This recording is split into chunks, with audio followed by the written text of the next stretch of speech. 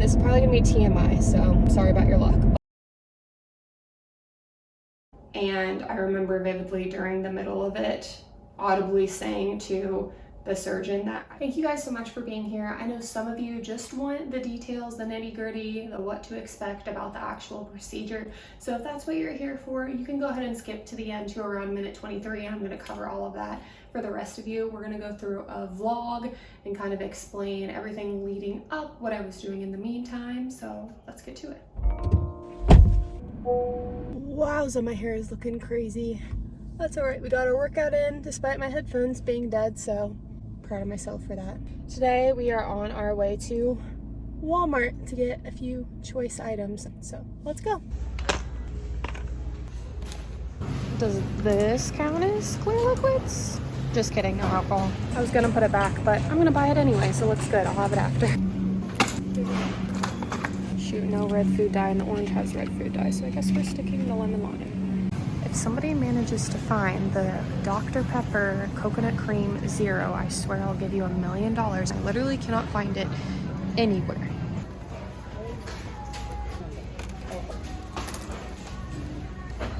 So if you didn't gather, based on all of the items, I am having a colonoscopy this week. But this has been such a long-standing issue for me, and it will be interesting to see how everything goes, because I've been having stomach issues since I was a child. And now that I'm old enough and I know a little bit better, and I'm also a bit more knowledgeable in the medical field in particular, when I got my irritable bowel syndrome diagnosis, I kind of know it's one of those diagnoses of exclusion.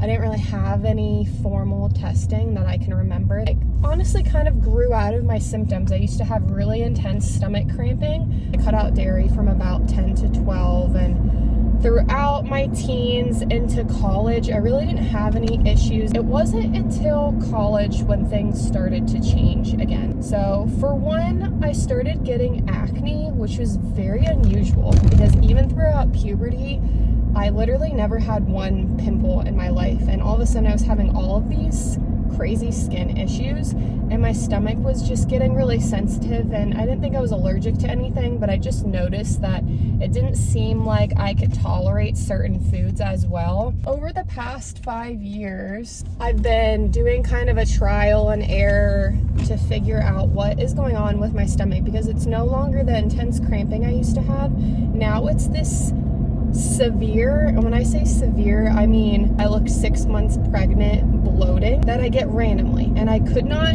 seem to figure out what was causing it. I eat pretty healthy overall. I mean, don't get me wrong, I go out to eat and I'll have ice cream and whatever, you know, as I want to in moderation. So it just really didn't make sense that I could do basically whatever I wanted in my teen years and I didn't have any issues, and now it's like almost that I'm so much healthier and I'm having more problems. It's just very frustrating and confusing. Until 2 years ago, when I started having these really significant hormonal problems, I fluctuated about 20 pounds. I was having really severe hot flashes and memory loss and hair loss, and at that point I decided that it was time for me to determine what the heck was going on. So I went into my doctor and got a bunch of testing done. My hormone levels were off, which could explain the weight gain and that kind of stuff that was going on. Nothing ever really came of that. It didn't also really directly impact the stomach issues that I was having, so I just kind of continued to deal with it. Now more recently, this is probably gonna be TMI, so sorry about your luck, but if you have gut issues, you can respect how frustrating this is. My bowel movements are very irregular. Sometimes I don't go for multiple days, and when I do, they are not healthy bowel movements. I will leave it at that. So I'm having a lot of left lower quadrant, just discomfort. Like when I poke on it, it feels like there is a water balloon in my colon, and that's the best way that I can explain it, and then the overall bloating on top of that. My back pain has also been a lot more intense over the past year. My doctor was wondering if my worsening low back pain had anything to do with all of these abdominal issues that I had been having. So she wanted to order a colonoscopy, and that's where we're at currently. I'm not really sure if I think my back pain is stemming from gut issues. I know my history with back pain, and I'm on my feet all day for my job. I think there is a good combination of triggers. Let's rewind to Thursday. I had to start a 5-day colonoscopy prep. They sent me a document and they told me certain foods that I could not have in the 5 days leading up, and then foods that I could have. And the goal over this 5-day period is to make sure that I am not consuming foods that would be difficult for my body to digest, because when I have the colonoscopy, they want my colon to look as clear as possible, so if there is anything in there that they are able to see it. It's essentially a low residue diet. And for me, that sucks because it's dairy across the board is fine. White bread, white rice, potatoes without skin, and that's pretty much what I've been eating for 4 days. I didn't realize how many grains I eat. I went to the grocery store and got yogurt, cottage cheese, ice cream, applesauce, cheese sticks, meat, and eggs, if I didn't already say that. Come tomorrow, oh boy, is it gonna get more fun. The place where I'm having the procedure done was nice enough to call me on Friday, but I was on my way home from work, so I wasn't really prepared to ask them all of my questions. I asked if, I had looked at the prep yet, and I said yes. I did ask them, I said, can I have like wheat flour? Because it said white bread was fine, and I was trying to differentiate what I could actually have and what I couldn't have, and the lady straight up told me, just eat really bad for the next 5 days. And I kind of laughed a little bit because I really feel like that's what I've been doing. It's like ice cream and Rice Krispie treats and popsicles. The more processed, the better is what it comes down to, which is so funny because now looking back at all of my gut issues, I've been eating a lot healthier, but just because you're eating healthy, it doesn't mean that it's easily digestible food. And now that I'm on day 4 of this low residue diet, I told Chris to look at my stomach because it's about the flattest it's looked in like a year. The digestion standpoint, my bowels are not more regular right now, but my bloat is definitely significantly down, and apparently people go on these low residue diets either one, when they're preparing for a procedure like I am, or if they have some kind of inflammatory condition where they are really flared up. And I was like, oh my gosh, if this has been my problem all along, this is not going to go well, because all of the foods that I love and that are healthy for me, like, I'm going to be a very unhealthy person if I just had to eat white bread and dairy all day long. I put off this journey for so long. I'm really looking forward to now just getting some answers, hopefully. The good thing is my colonoscopy is on Tuesday. Again, it's Sunday. So the really crazy prep begins 24 hours in advance, and you are not supposed to go to work because no one tells you this. They make you consume a whole bottle of Miralax. A whole bottle. And 4 other stool softeners. And I have to drink it with 2 32-ounce Gatorades. And I don't even drink Gatorade. And on top of all of that being wonderful, I didn't realize that you drink the first half of it initially, and then you kind of get a little break, and then you have to finish the second half of that whole concoction 6 hours prior to your procedure. Mine is at 9 a.m., so I have to set an alarm for 3 in the morning to drink the rest of this mixture of Miralax. And considering how backed up my system is, I'm admittedly a little bit scared, because they told me on the phone that you will be excreting a clear to yellow fluid at the very end, because the point is that it completely clears your bowels out. I'm probably not going to be getting off the toilet for 24 hours, and I'm just nervous how dehydrated I'm going to be. Thank goodness that I am not working Monday or Tuesday. I was supposed to have some telehealth on Monday, but they ended up canceling, so I'm actually completely off, which is very nice because I'm not quite sure what to expect. You know what stresses me out more than anything in life is finding where I parked, because I swear I black out when I park and walk inside.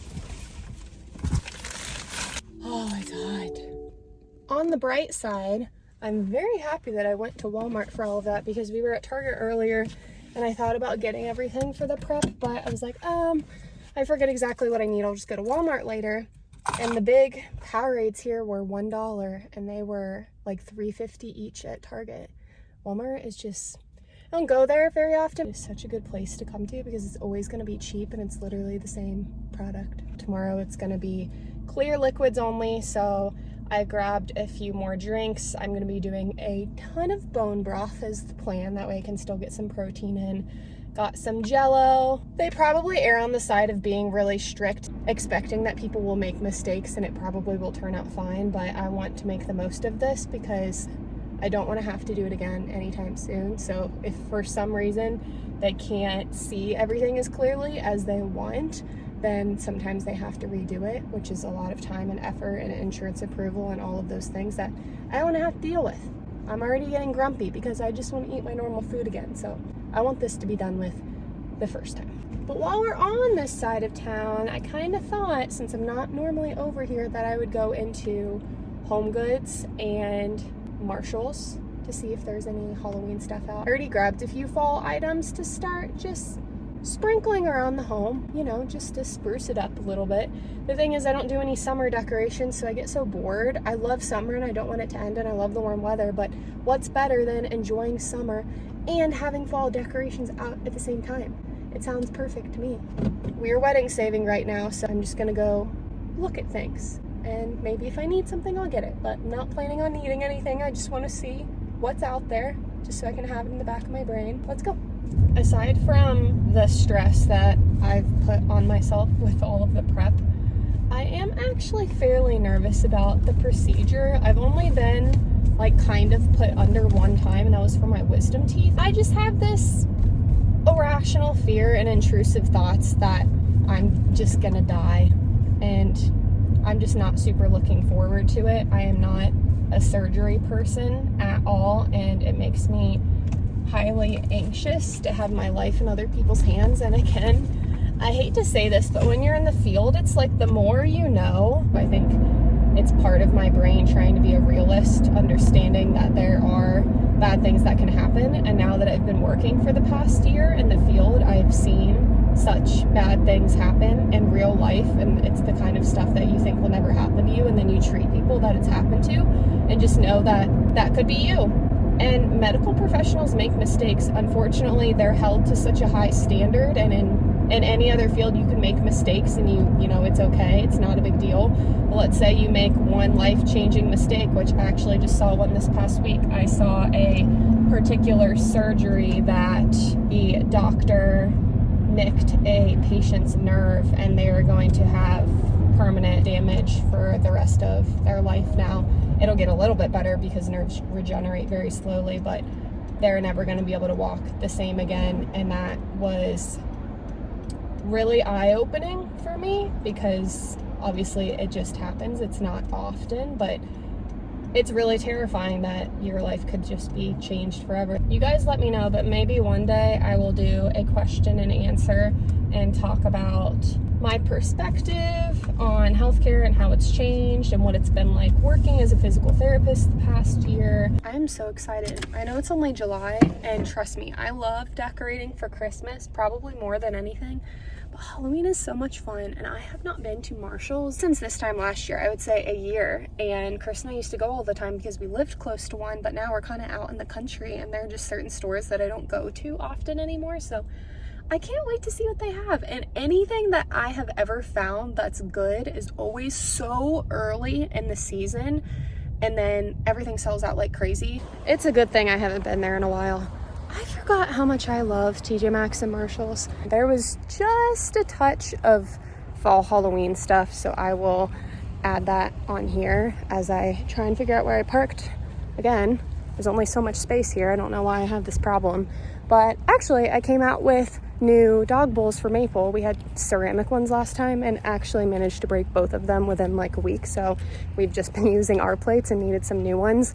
And they had really cute bowls for very cheap. The ones I looked at online that were decent were $30 to $40, and I got two separate bowls for $6 each, and they are beautiful. Now, let's go to Home Goods. The only sign of fall or Halloween I saw, funny enough, was a massive human-sized skeleton pillow that was in the back, like someone had returned it. Otherwise, there was no sign of fall or Halloween.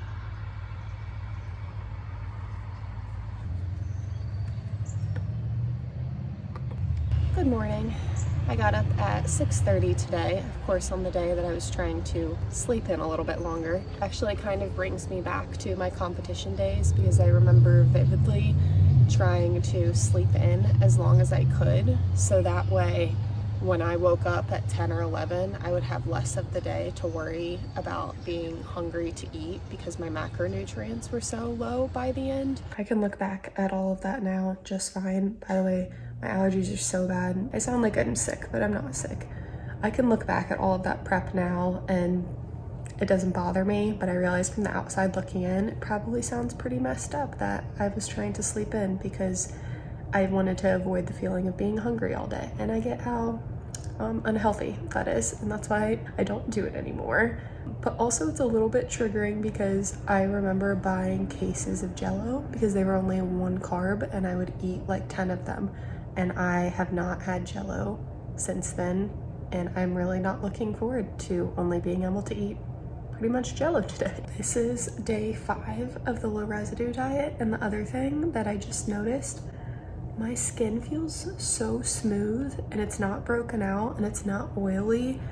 And that's another thing that I talked about earlier, how bad my skin had been and my stomach over the past years. It could very well be a coincidence. My pores just feel so much smaller and it just feels smooth.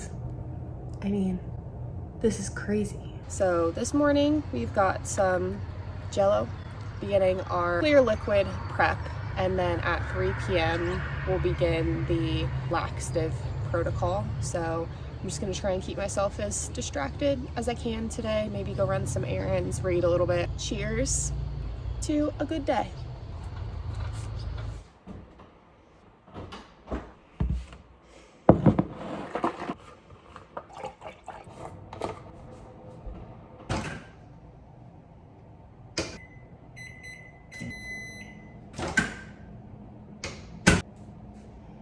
It's pathetic how excited I am for this right now. I'm already hungry.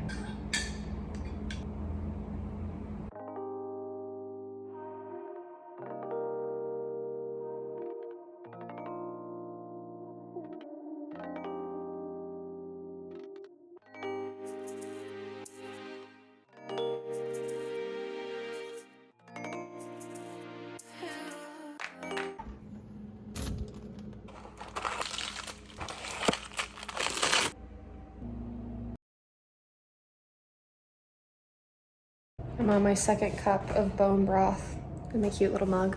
You don't realize how much it sucks to not be able to eat until you just can't eat. And again, this is wild bringing back these feelings from prep because I remember just the smell of food.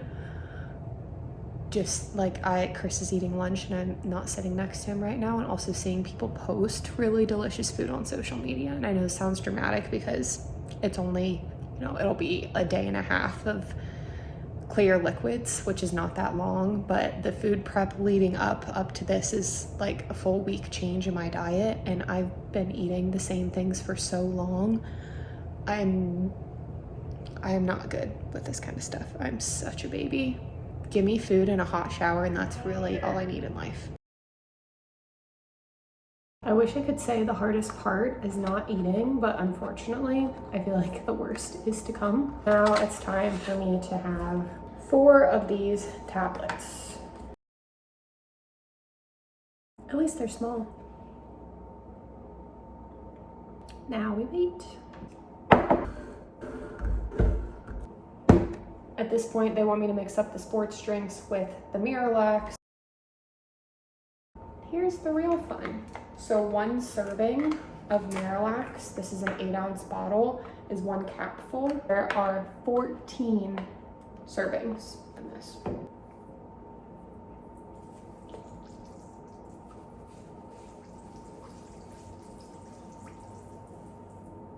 Oh my Lord. Oh, I need something bigger. This is not ideal. These are the biggest cups I have. I think they're around 30 ounces. So I'm gonna see how much I can fit and then just guesstimate half and half. And now we'll put it in the fridge and wait for 3 hours.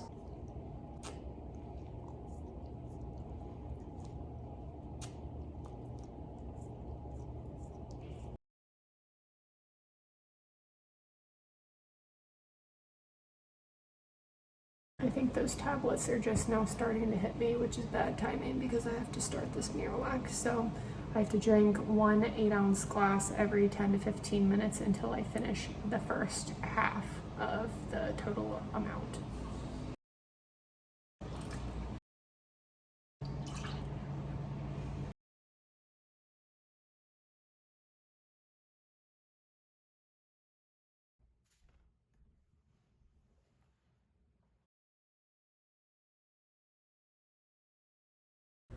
I only ended up falling asleep for maybe 15 minutes, and the bells woke me up in the middle of that. It was definitely a lot more aggressive this morning, and I don't know if it's because when my alarm went off, I drank everything as fast as I could because I wanted to go back to sleep instead of having a cup every 10 to 15 minutes.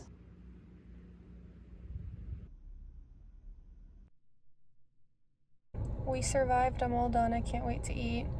Definitely feel very woozy and tired. I told Chris I absolutely needed first watch after this was all over, and my eyes are definitely bigger than my stomach, but I cannot wait to eat this. So I wanted to take some time to lay out just the important points of what I learned along the way, because I knew generally what was going to happen, but there are definitely some things that I was not prepared for. So if you're going to be having this procedure, here are the biggest things that I'm going to point out. Absolutely, number one, if you can schedule your procedure for the early afternoon, I would say 1 o'clock is like the perfect time. The only reason that is because you're going to take the first half of the bottle of Miralax at 6 p.m. the night before, and you have to take the second half of that entire drink mix 6 hours before your procedure. Mine was at 10:30. I had to be there at 9:30, so I had to wake up at 4 to drink all of this fluid, and I tried to drink it as fast as I could and just ended up getting sick. And if you throw up, they have to delay it. So that was really difficult for me. It took me from about 4 a.m. to 5 a.m. to actually finish drinking the entire thing. And then every about 2 to 5 minutes from 4 a.m. to 9 a.m. I was using the restroom. So that was less than ideal. If you can make your procedure for the afternoon, then you wouldn't have to get up until 6 or 7 or so, and then you could just be out for the day and it would be a lot easier. Number 2, take a day and a half off. Because of the way all of this works, you do not want to be starting your stool softener while you are at work. Best case, take a half day, and then I would take the entire day off of your procedure. Number 3, take a grocery trip before you start. There's going to be a 5-day prep, 3 to 5 days depending on your facility's protocol. Mine was 5 days, and it happened to be a lot of items that I typically eat, such as grains and fruits and veggies and nuts. I was not supposed to be eating any of those in the 5 days leading up because they're not easily digestible foods, and they would have got stuck in my colon, making it hard to visualize during the procedure. So I specifically went out and I did some researching, look up a low residue or low fiber diet, colonoscopy prep, and you'll be able to find a lot of foods that you can safely eat. Number 4, the progression. You are going to go from feeling pretty good. I had my last meal in the evening, and then I woke up the next morning and I couldn't eat for the rest of that day into the morning of my procedure. I felt okay in the morning, and then for, I would say, the next 8 or 9 hours, I was just furiously hungry, and I eat a lot of small meals throughout the day, so it was a big adjustment for my body just to simply not eat something, and it was very difficult. Now, once you get into taking all of the Miralax and drinking all of that Gatorade, I was so nauseous that I did not care about food. I didn't do any Jell-O or any popsicles throughout the rest of that night after about, I think, 5 or 6 p.m. because I simply didn't want it.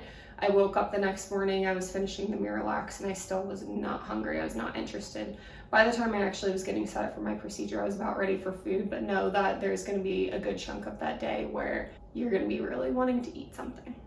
Number 5, prepare to consume an entire bottle of Miralax. It's not going to be pretty. I had a pretty smooth time with the first half in the evening. I only had to use the restroom, I would say maybe 10 times, which sounds like a lot, but over the course of those 5 hours, It was not terrible. It was very manageable. I could go sit on the couch for 20 minutes at a time unbothered. I don't know if it was just me, but when I went to do the second half at 4 a.m., like I said, every 2 to 5 minutes I was on the toilet, and it was not fun times. And that leads into number 6, which is do not leave your home. Don't plan to go anywhere. It's gonna hit you like a wave, and you're not gonna know when it's coming, and you're gonna need to be very close to a restroom. Unfortunately, we only have one bathroom in our house, and we sleep upstairs. So I ended up just sleeping on the couch so that I had easy access, and that was what worked best for me. That now trickles into number 7, which is don't let your guard down if you fall back asleep. I don't think I need to explain myself on that one. Number 8, the actual procedure takes about 10 to 20 minutes. Mine took 22 minutes exactly, just so you have an idea. You have to be there an hour ahead of time. It takes them a little bit of time to prep you. In that period, they're putting your IV in, they're taking your blood pressure, they're getting your consent and asking you questions, and you're back there for, again, depending on how long it takes, if they have to go in and actually remove things, it can end up taking a little bit longer, but plan for getting in there an hour early, the procedure taking up to 20-25 minutes, and then you'll be in recovery for a period of time, and then you'll be good to go. Number 9, what actually happens? So when you go back into the room, they already have your IV in, you're gonna ask to turn onto your side and pull your knees up towards your stomach, and that's gonna be the position that you're in during the procedure.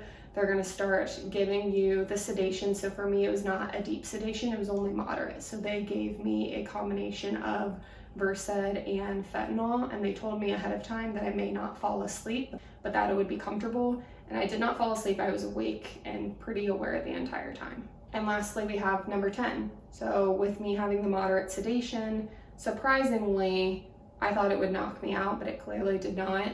I had a moderate amount of pain, and I remember vividly during the middle of it, audibly saying to the surgeon that I was in quite a bit of pain, and he said he was having a hard time navigating around my colon. So I looked this up after, and I guess for females, smaller females, everything is a bit more compact. So when they're trying to move the camera around all of the twists and turns, that can be pretty painful, and mine definitely was. So just prepare for that could be a possibility. I thought I would be out like a light or in La La Land and no idea what's going on, but I was very aware of everything that was happening.